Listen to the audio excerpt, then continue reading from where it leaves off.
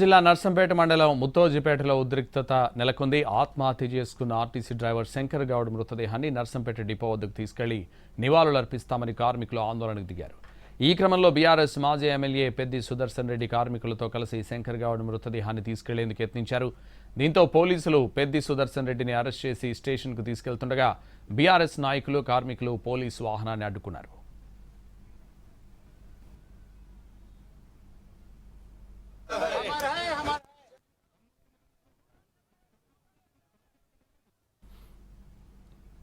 వరంగల్ జిల్లా నర్సంపేట మండలం ముత్తోజిపేటలో ఉద్రిక్తత నెలకొంది. ఆత్మహత్య చేసుకున్న ఆర్టీసీ డ్రైవర్ శంకర్ గౌడ్ మృతదేహాన్ని నర్సంపేట డిపో వద్దకు తీసుకెళ్లి నివాళులర్పిస్తామని కార్మికులు ఆందోళనకు దిగారు. ఇదే విషయానికి సంబంధించి మరింత సమాచారం మా ప్రతినిధి అరుణ్ లైవ్ లో అందిస్తారు. అరుణ్,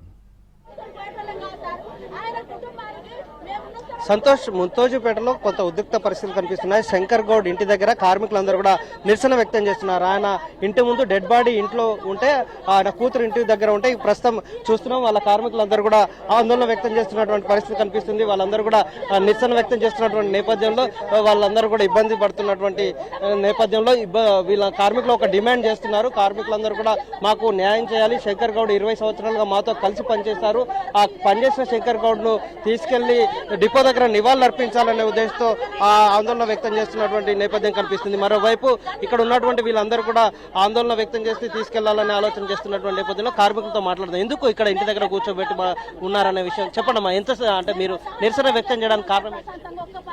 మాతోటి డ్యూటీ చేసిన కార్మికుడు సార్ ఇప్పుడు ప్రాణాలు కోల్పోతే ఆయనకు ప్రశాంతంగా మేము నివాళి అర్పించే పరిస్థితి కూడా చేయనీయకుండా బంధించినట్టు చేస్తాను. ఈ పోలీసు వాళ్ళు ప్రభుత్వం అనుమతితోటి, యజమాన్యం అనుమతితోటి కనీసం శాంతియుతంగా నివాళులు అర్పించే పరిస్థితి కూడా లేకుండా చేస్తారు.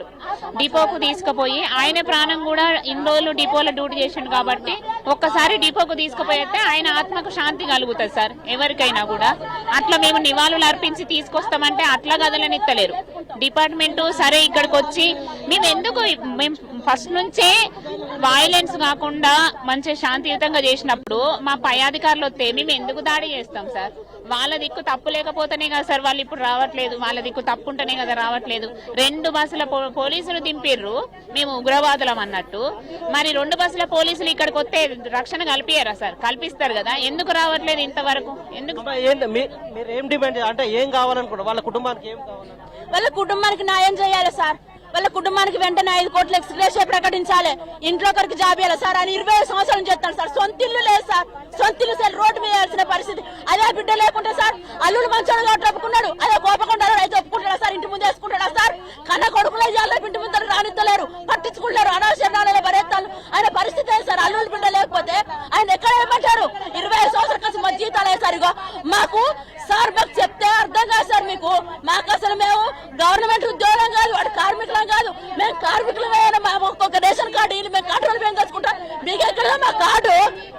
మేము పుస్తకాలు అమ్ముకొని కుదబెట్టుకొని పిల్లలు చదివించుకుంటాం సార్. సార్ ఇది ఎన్ని సంవత్సరాలు సార్ ఇంట్లో ఇట్లా సాగేది? ఎన్ని సంవత్సరాలు సార్? వీళ్ళ ఆవేదన చూస్తున్నాం. ప్రతి ఒక్కళ్ళు ఆవేదన వ్యక్తం చేస్తున్నటువంటి నేపథ్యంలో ఇబ్బంది పడుతున్నటువంటి పరిస్థితి. ఆయనకు నివాళులు అర్పించేటువంటి అవకాశం కల్పించాలన్నారు. కొంత పోలీసులు కూడా సమన్వయం పాటిస్తున్నారు. రాజకీయ నాయకులు ఎవరైతే వస్తారో వాళ్ళని అదుపులోకి తీసుకొని పంపిస్తున్నటువంటి నేపథ్యం కనిపిస్తుంది. మిగిలిన వాళ్ళు కొంతమందిని అరెస్ట్ చేశారు. బీజేపీ నాయకులు అలాగే బీఆర్ఎస్ నేతలు అరెస్ట్ చేశారు. కార్మికులను మాత్రం ఇక్కడ రానిచ్చి నివాళులు అర్పించేలాగా అవకాశం కల్పిస్తున్నారు. అంత్యక్రియలకు కావాల్సినటువంటి ఏర్పాట్లలో కుటుంబ సభ్యులు